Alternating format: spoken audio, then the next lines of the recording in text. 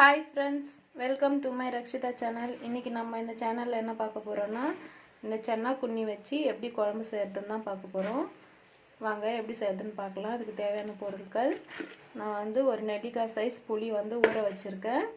ஒரு தக்காளி, ஒரு வெங்காயம் கட் பண்ணி வச்சுருக்கேன். கொஞ்சமாக கருவேப்பிலை எடுத்திருக்கேன். வெண்டைக்காய் எனக்கு தேவையான அளவுக்கு எடுத்திருக்கேன். கத்திரிக்காயும் தேவையான அளவுக்கு எடுத்திருக்கேன். உங்களுக்கு முருங்கைக்காய், உருளைக்கிழங்கு கிடைச்சா, மாங்காய் கிடைச்சா இதோட சேர்த்துக்கோங்க, இன்னும் டேஸ்ட் கொடுக்கும். வாங்க எப்படி செய்கிறதுன்னு பார்க்கலாம். இங்கே பாருங்கள், நான் ஒரு கடாயை வச்சு தேவையான அளவுக்கு கடலை எண்ணெய் சேர்த்துக்கிட்டேன். அதோட கொஞ்சமாக கடுகு சேர்த்துக்கலாம். கடுகு நல்லா வெடிச்சிச்சு. இப்போ வெங்காயம், கருவேப்பிலை சேர்த்துக்கலாம்.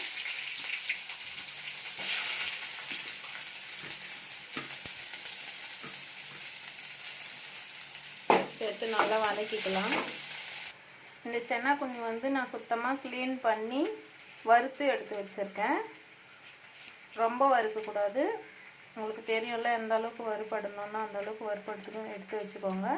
இப்படி உடச்சா நல்லா மொறுன்னு உடையணும், அந்த அளவுக்கு வறுத்துக்கோங்க. இப்போ வெங்காயம் நல்லா வதங்கினதுக்கப்புறமா இதோட தக்காளி சேர்த்துக்கிறேன். தக்காளி சேர்த்து இதோடவே கல் உப்பு சேர்த்துக்கோங்க. குழம்புக்கு தேவையான அளவுக்கு சேர்த்துக்கோங்க. சேர்த்து நல்லா வதக்கிக்கலாம். இங்கே பாருங்கள், தக்காளி வெங்காயம் நல்லா வதங்கிடுச்சு. இப்போ எடுத்து வச்சுருக்க வெண்டைக்காயும் கத்திரிக்காயும் சேர்த்துக்கலாம்.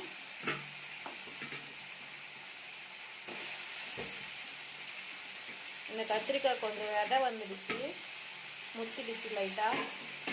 நீங்கள் நல்லா இளம் கத்திரிக்காய் இருந்தால் சேர்த்துக்கோங்க, நல்லாயிருக்கும்.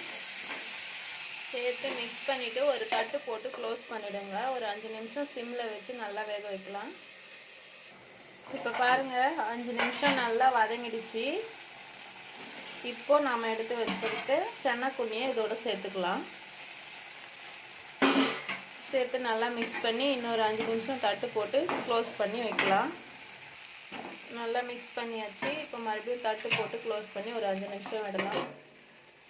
இப்போ பாருங்கள், 5 நிமிஷம் நல்லா வதங்கிடுச்சு.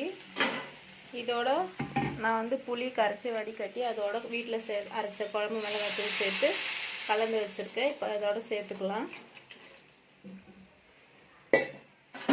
சேர்த்து நல்லா மிக்ஸ் பண்ணிக்கலாம்.